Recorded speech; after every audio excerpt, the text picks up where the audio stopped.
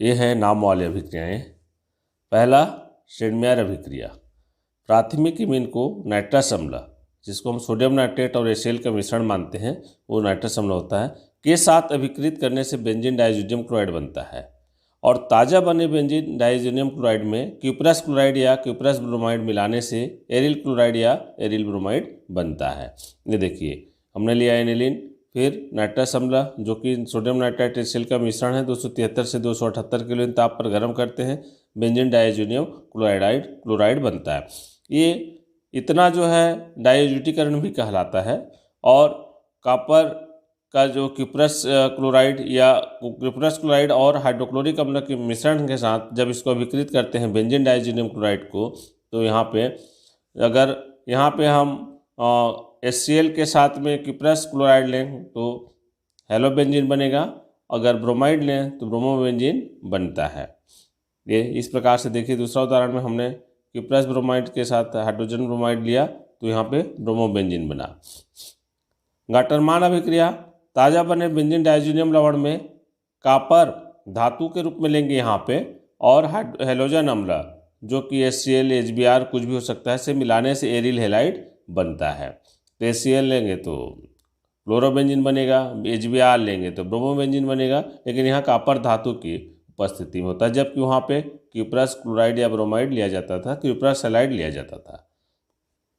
ये देखिए, बेंजीन डाइज़ोनियम लवण के कॉपर लिए, वहाँ पे जो है कॉपर का हमने क्लोराइड या ब्रोमाइड का उपयोग किया था तो हेलोबेंजीन बनता था। तो ये अंतर है शेडमेयर अभिक्रिया गाटरमान अभिक्रिया में, सिर्फ क्यूप्रस क्लोराइड और कॉपर बस का अंतर है, दोनों में हेलोबेंजीन बनता है। इस चीज़ को आप याद रखना, रटने की जरूरत नहीं है, आप इसे समझ सकते हैं आराम से।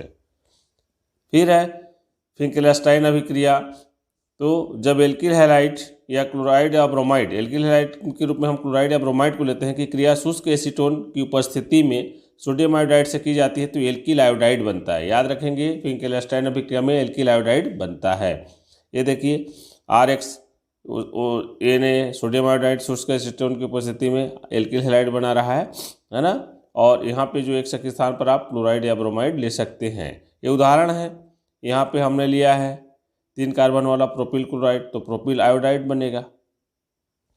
स्वार्ट्स अभिक्रिया।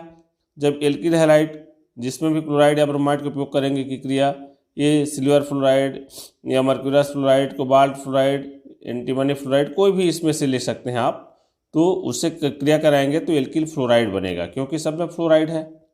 इस प्रकार से देखिए, एल्किल हैलाइड का हमने सिल्वर फ्लोराइड के साथ अभिक्रिया कराया, एल्किल फ्लोराइड बना। उदाहरण देखेंगे तो मेथिल ब्रोमाइड से, यहाँ पे देखिए मेथिल ब्रोमाइड से और मेथिल फ्लोराइड प्राप्त हो रहा है यहाँ पे।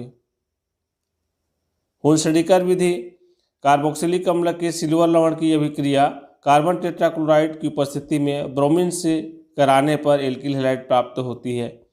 देखिए, कार्बोक्सिलिक अम्ल RCOH होता है तो सिल्वर लवण बोला तो हाइड्रोजन विस्थापित होकर सिल्वर आ गया, तो ये कार्बोक्सिलिक अम्ल का सिल्वर लवण है ना। और कार्बन टेट्राक्लोराइड की उपस्थिति है, ब्रोमीन के साथ अभिक्रिया करा रहे हैं तो एल्किल ब्रोमाइड प्राप्त हो रहा है, RBr प्राप्त हो रहा है। कोई भी एल्किल हैलाइड बनेगा, यहाँ पे आप क्लोराइड लोगे तो एल्किल क्लोराइड प्राप्त होगा। उदाहरण है यहाँ पे देखिए, सिल्वर एसीटेट का हमने लिया तो सिल्वर एसीटेट के इसके साथ जो है ये बना दिया मेथिल ब्रोमाइड, एल्किल ब्रोमाइड बनेगा। डार्जन प्रक्रम। तो एल्कोहल की क्रिया थायोनिल क्लोराइड से कराने पर एल्किल हैलाइड बनता है, इसमें भी। तो देखिए, एल्कोहल ROH की क्रिया जो है SOCl2, ये डार्जन अभिकर्मक बोला जाता है SOCl2 को, pyridine की उपस्थिति में क्रिया कराने पर एल्किल हैलाइड बन रहा है। और सल्फर डाइऑक्साइड और HCl निकल रहे हैं। तो ये जो है, अभी ये उदाहरण देख सकते हो आप, इसमें एथिल अल्कोहल के साथ हमने एथिल क्लोराइड बनाया हुआ है। आप पढ़ चुके हैं इसलिए मैं थोड़ा जल्दी बता दे रहा हूँ ना, अभिक्रिया आपको याद होना चाहिए। नोट है इसमें, यह एल्किल क्लोराइड या RCl बनाने की सबसे अच्छी विधि है, क्योंकि इस क्रिया में यहाँ जो निकल रही है सल्फर डाइऑक्साइड और HCl गैस, दोनों गैसीय अवस्था में होने के कारण बाहर निकल जाते हैं, जिससे केवल जो है एल्किल क्लोराइड बचता है। यहाँ पे एथिल क्लोराइड बचेगा, एथिल लिए तो प्रोपिल लेंगे तो प्रोपिल क्लोराइड बचेगा। आप जो एल्किल लेंगे उसी का हैलाइड प्राप्त होगा। ऊर्जा अभिक्रिया। तो जब एल्किल हैलाइड की क्रिया सोडियम के साथ शुष्क ईथर की उपस्थिति में की जाती है तो उच्च कार्बन वाली एल्केन बनती है। याद रखेंगे 2 मोल एल्किल हैलाइड रहता है और 2 मोल सोडियम रहता है ना। तो देखिए 2 मोल एल्किल हैलाइड लिया गया, 2 मोल सोडियम धातु लिया गया, शुष्क ईथर की उपस्थिति में क्रिया किया गया, 2R बना। तो ये जो हैलाइड है सोडियम के साथ चला जाता है, 2NX ग्रुप में अलग हो जाता है। उदाहरण में भी देख सकते हैं, यहाँ पे हमने मेथिल क्लोराइड का लिया, मेथिल क्लोराइड का 2 मोल लिया, सोडियम का 2 मोल लिया, तो फिर जो है एथेन प्राप्त होगा। 2 मोल मेथिल मतलब ये दोनों जुड़ेगा ना, तो यहाँ पे एल्केन प्राप्त होता है, तो CH3 प्राप्त होगा, या C2H6 बोल सकते हैं, C2H6 से एथेन। फिटिंग अभिक्रिया, जब हेलोबेंजीन की क्रिया सोडियम के साथ शुष्क ईथर की उपस्थिति में की जाती है तो डाइफेनिल बनता है। यहाँ पे देखिए हेलोबेंजीन की अभिक्रिया कराया जाता है। वुड्स अभिक्रिया में सोडियम धातु शुष्क ईथर वही रहेगा, है ना। वुड्स अभिक्रिया में हमने एल्किल हैलाइड लिया था, यहाँ पे 2 मोल एल्किल हैलाइड की जगह में क्या लेंगे, हेलोबेंजीन लेंगे 2 मोल, तो डाइफेनिल बनेगा।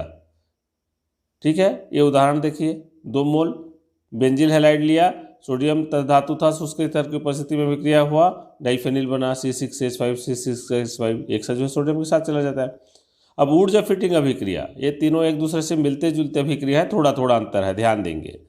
जब हेलोबेंजीन की क्रिया एल्किल हैलाइड के साथ शुष्क ईथर की उपस्थिति में की जाती है तो एल्किल बेंजीन बनता है। मतलब देखिए मैं पूरा बता दूं आपको, वुड्स अभिक्रिया में 2 मोल एल्किल हैलाइड लिए थे, फिटिंग अभिक्रिया में 2 मोल एरिल हैलाइड लिए थे, और वुड्स फिटिंग अभिक्रिया में 1 मोल एरिल हैलाइड 1 मोल एल्किल हैलाइड रहेगा, जो कि हेलोबेंजीन बोलते हैं ना एरिल हैलाइड को। देखिए एरिल हैलाइड यहाँ पे जो है एल्किल हैलाइड है, और सोडियम धातु 2 मोल है, तो यहाँ पे फिर जो है एल्किल बेंजीन प्राप्त हो रहा है। तो यह है वुड्स फिटिंग और वुड्स फिटिंग अभिक्रिया। रायमंड टीमेन अभिक्रिया, जब फिनाल की क्रिया क्लोरोफॉर्म और जलीय सोडियम हाइड्रॉक्साइड या पोटेशियम हाइड्रॉक्साइड के साथ की जाती है तो सैलिसैल्डिहाइड बनता है, जिसको ऑर्थो हाइड्रॉक्सी बेंजल्डिहाइड भी कहते हैं ना। ये देखिए फिनाल, क्लोरोफॉर्म और 3 मोल पोटेशियम हाइड्रॉक्साइड, यहाँ पे NaOH भी ले सकते हो, 70 डिग्री सेंटीग्रेड ताप पे गर्म करते हैं तो ऑर्थो सैलिसैल्डिहाइड बनता है। ऑर्थो पोजीशन पे एल्डिहाइड आके जुड़ जाता है। एक और उदाहरण है फिनाल का, और डिटेल समझना होगा तो यहाँ पे मध्यवर्ती जो बनता है उसको बताया गया है। फिर क्षार की उपस्थिति में जो है इसका आयन के रूप में सोडियम आयन प्राप्त हो रहा है ऑक्साइड का, फिर जो है फिनाल प्राप्त होता है। कोलवे अभिक्रिया, फिनाल को सोडियम हाइड्रॉक्साइड अभिकृत कराने से बने सोडियम फिनॉक्साइड की क्रिया CO2 के साथ करने के बाद तनु HCl से क्रिया कराते हैं तो सैलिसिलिक अम्ल बनता है। देखिए ये 3 स्टेप में हो रहा है ना। पहले फिनाल को सोडियम हाइड्रॉक्साइड अभिकृत कराएंगे तो सोडियम फिनॉक्साइड बनेगा, फिर सोडियम फिनॉक्साइड जो है कार्बन डाइऑक्साइड के साथ अभिक्रिया कराते हैं, उसके बाद फिर तनु HCl से कराते हैं क्रिया तो सैलिसिलिक अम्ल बनता है। देखिए फिनाल क्षार के साथ किया गया सोडियम फिनाइड बना, है ना, सोडियम फिनॉक्साइड भी बोलते हैं इसको, और कार्बन डाइऑक्साइड के साथ अभिक्रिया करके HCl से क्रिया कराएंगे तो यहाँ पे सैलिसिलिक अम्ल बन रहा है 2 हाइड्रॉक्सी बेंजोइक अम्ल, क्योंकि कार्बन यहाँ पे कार्बोक्सिलिक ग्रुप है तो इसको 1 नंबर देंगे ना यहाँ पे जब ये ग्रुप आ जाता है तो। फ्रीडल क्राफ्ट अभिक्रिया, निर्जल एल्यूमिनियम क्लोराइड की उपस्थिति में बेंजीन की क्रिया एसिटिल क्लोराइड या बेंजोइल क्लोराइड से की जाती है तो क्रमशः एसिटोफिनोन या बेंजोफिनोन बनता है। ये देखिए बेंजीन की क्रिया एथिल क्लोराइड से एथेनाइल क्लोराइड से किया गया, एसिटिल क्लोराइड भी बोलते हैं इसको, तो मेथिल फेनिल कीटोन बन रहा है, एसिटोफिनोन बन रहा है, COCH3 समूह आकर के जो है जुड़ जाता है हाइड्रोजन को विस्थापित करके। एनिसॉल का फ्रीडल क्राफ्ट जिसको एसिटिलीकरण बोलते हैं, एनिसॉल निर्जलीय एल्यूमिनियम क्लोराइड उत्प्रेरक की उपस्थिति में एसिटिल क्लोराइड से अभिक्रिया करके एसिटिल समूह में आर्थो और पैरा स्थिति पर प्रवेश कर जाता है।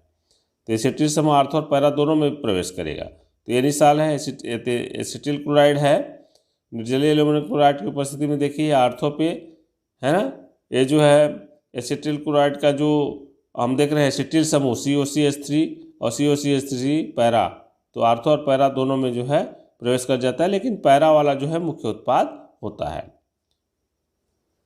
एसिटिल या एसिटिलीकरण अगर आपको पूछ दे तो ये सब एसिटिलीकरण ही अभी बता रहा हूँ मैं। एमीन में हाइड्रोजन के स्थान पर एसिटिल समूह का आना एसिटिलन कहलाता है, वही चीज़ है। एसिटिलन प्रायः एसिटिल क्लोराइड एसिटिक एनहाइड्राइड से किया जाता है। तो एलिफेटिक एरोमेटिक प्राथमिक एमीन और द्वितीयक एमीन एसिटिल क्लोराइड या एसिटिक एनहाइड्राइड से क्रिया करके प्रतिस्थापी एमाइड बनाता है।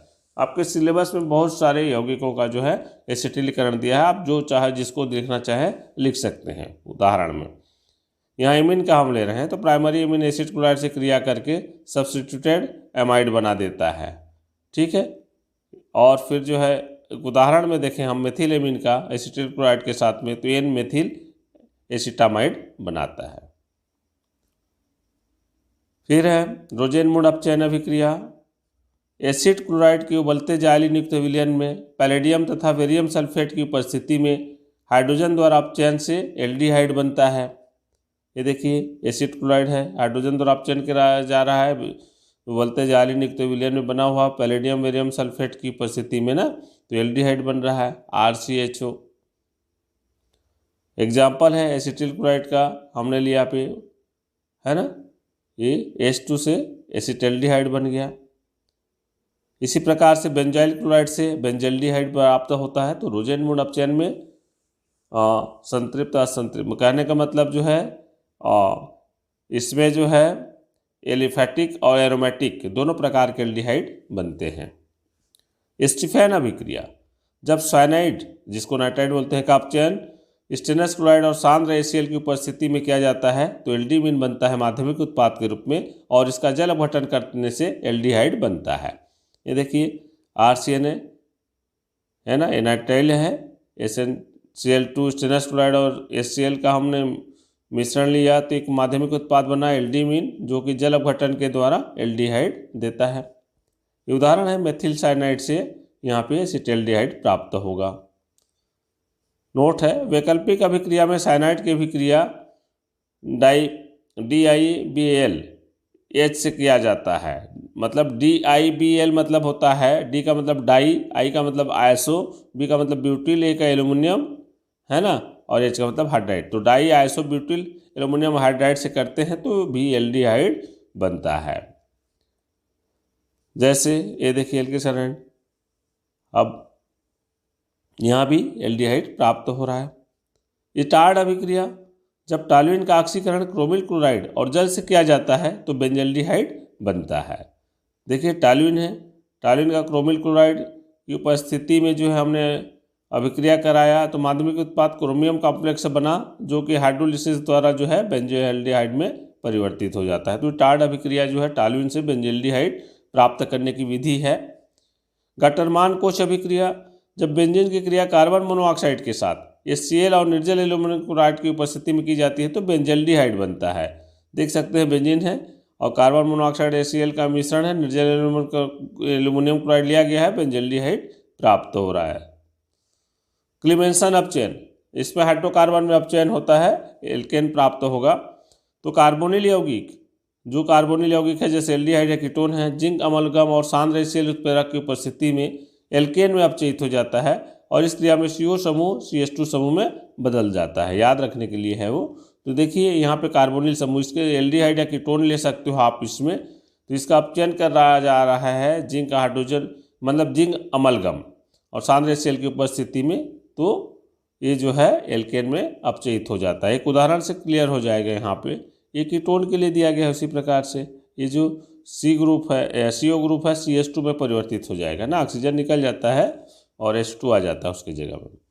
तो ये एसिटल्डिहाइड का देखिए अपचयन होने पर एथेन बना। इसी प्रकार एसीटोन का अपचयन लास्ट वाला देखिए प्रोपेन बन रहा है। तो आप कोई एक उदाहरण ले सकते हैं, जब परीक्षा में पूछता है तो केवल आप इसी को भी दे सकते हैं, ठीक है। लेकिन जब क्या होता है, जब वगैरह में पूछता है तो ये उसके लिए याद रहना चाहिए अन्य उदाहरण भी।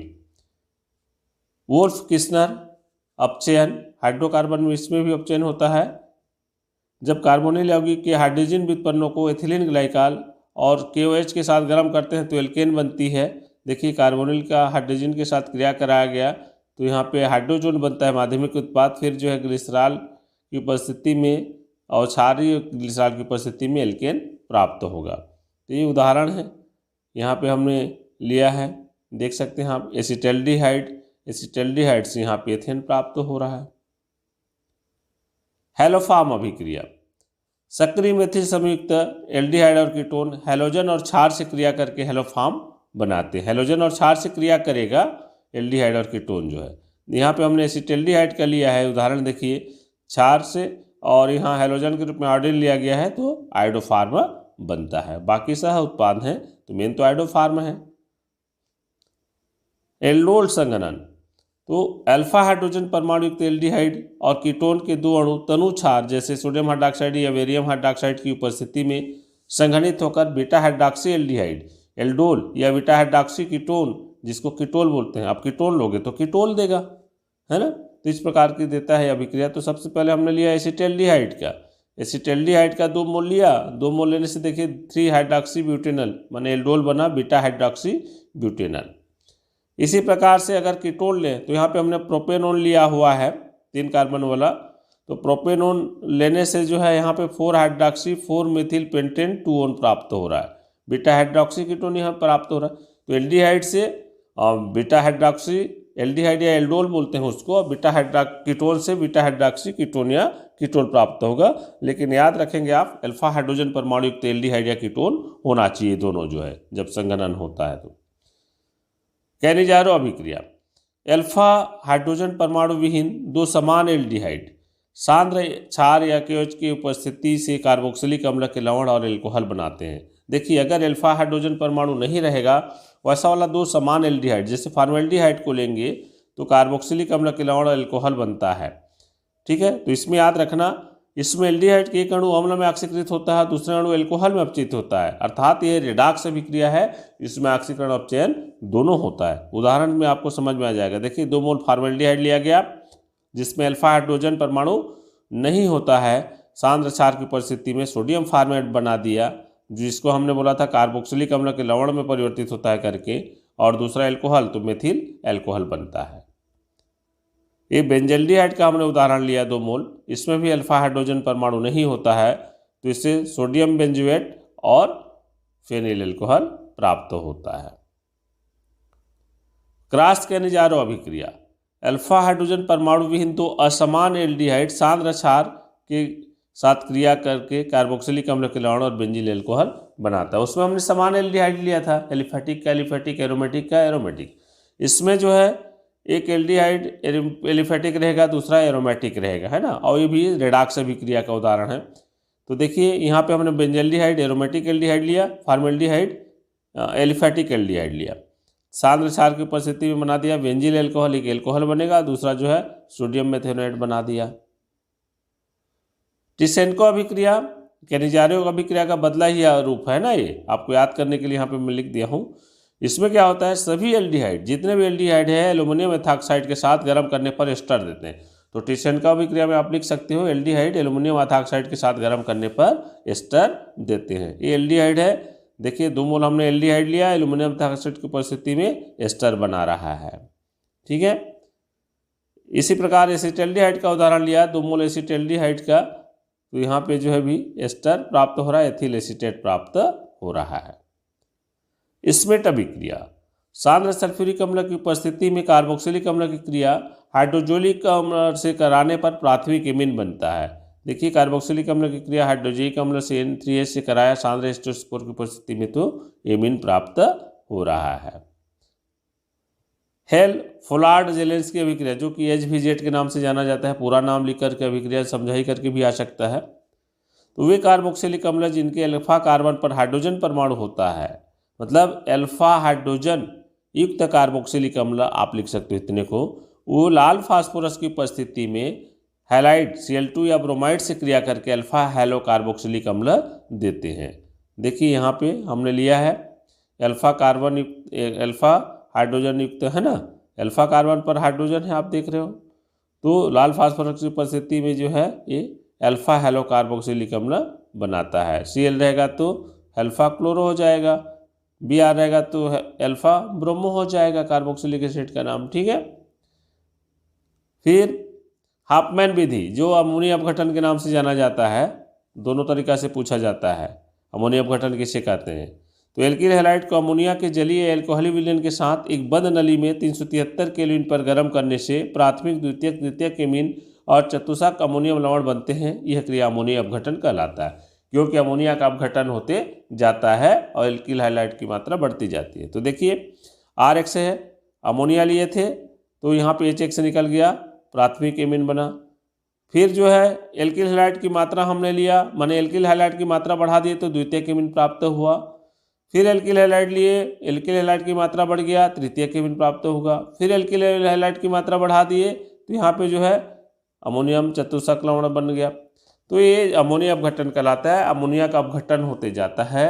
ठीक है, तो इसमें अगर हमको प्राथमिक एमीन प्राप्त करना होगा तो अमोनिया की मात्रा अधिक लेनी पड़ेगी। पूछा जाता है कभी कभी शुद्ध प्राथमिक एमीन प्राप्त करने के लिए हमको हाफमैन विधि या अमोनियम अपघटन में क्या करना पड़ेगा, तो अमोनिया की मात्रा अधिक लेना पड़ेगा।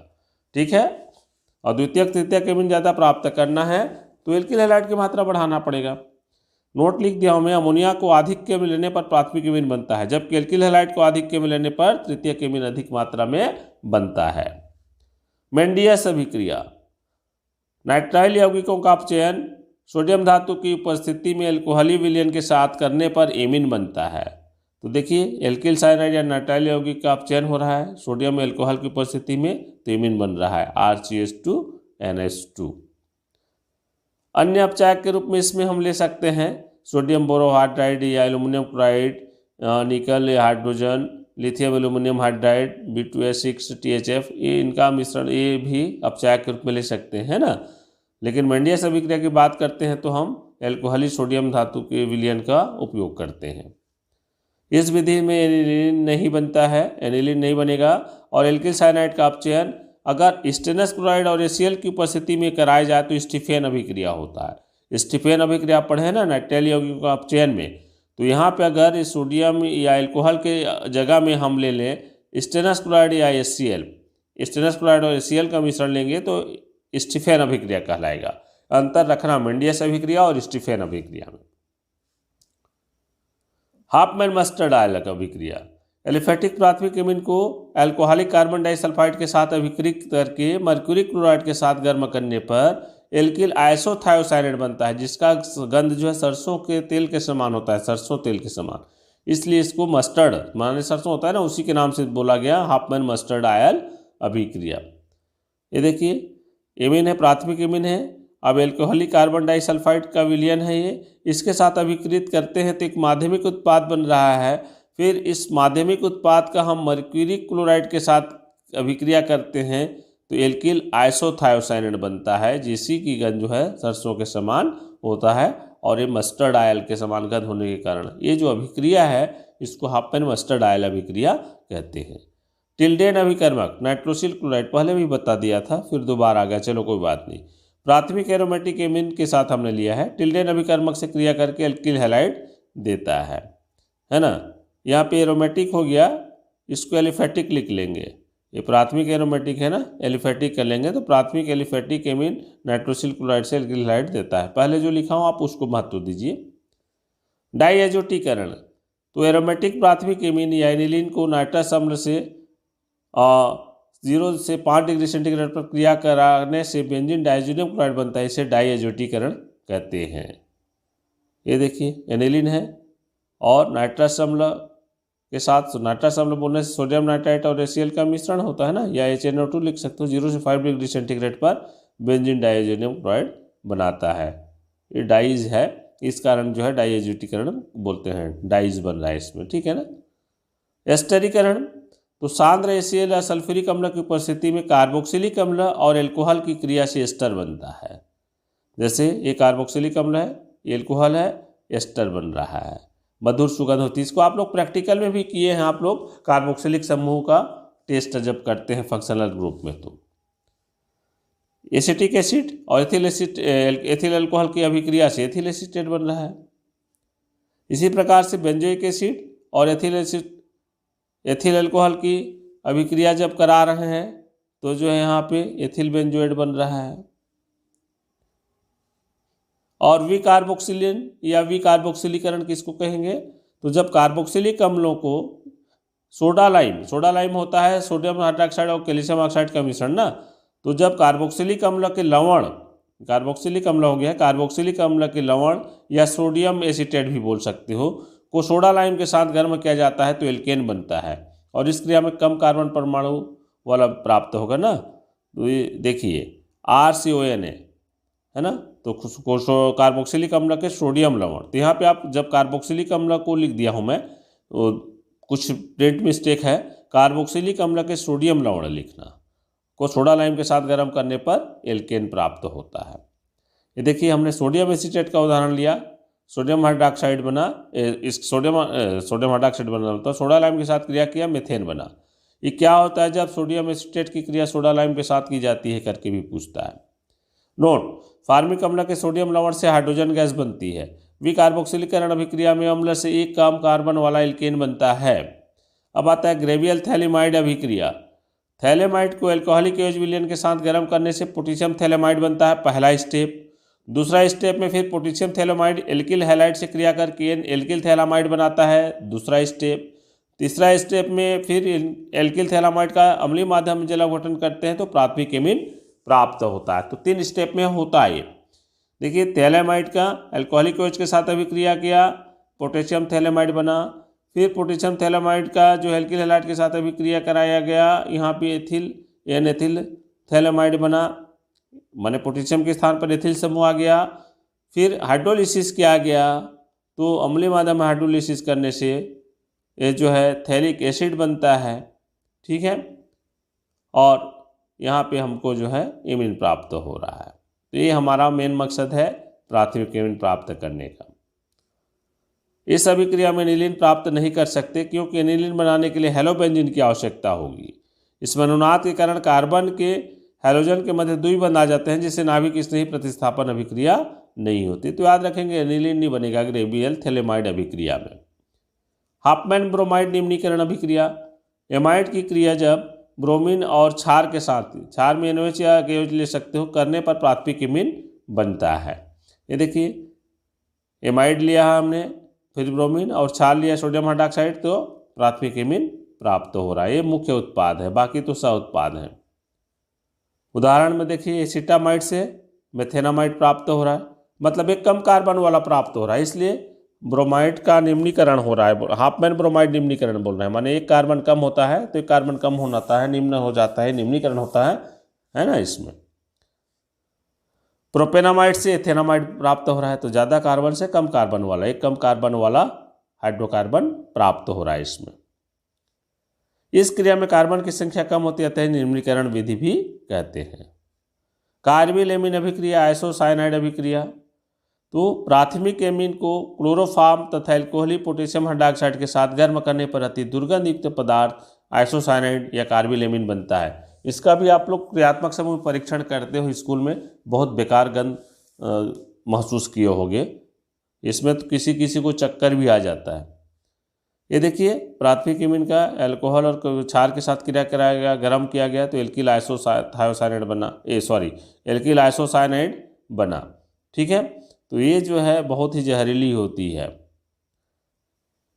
यहाँ पे हमने एथिल एमीन लिया तो एथिल एमीन से ethyl carbyl amine, methyl amine लेते तो मेथिल कार्बिल एमीन बनता।